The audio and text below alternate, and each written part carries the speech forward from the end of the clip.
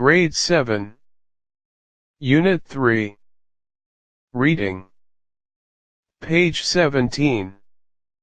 In an online chat room.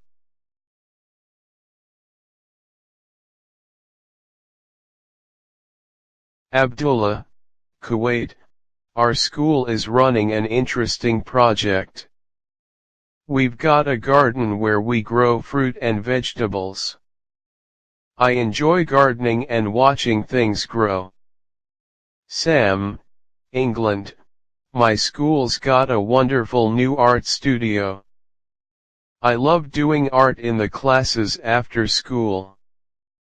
I'm making a model at the moment.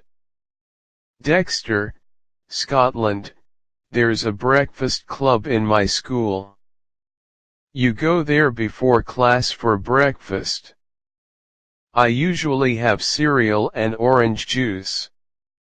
I chat with my friends. I don't have time for breakfast at home, so it's great. Charles, Australia, I love the chess club in my school.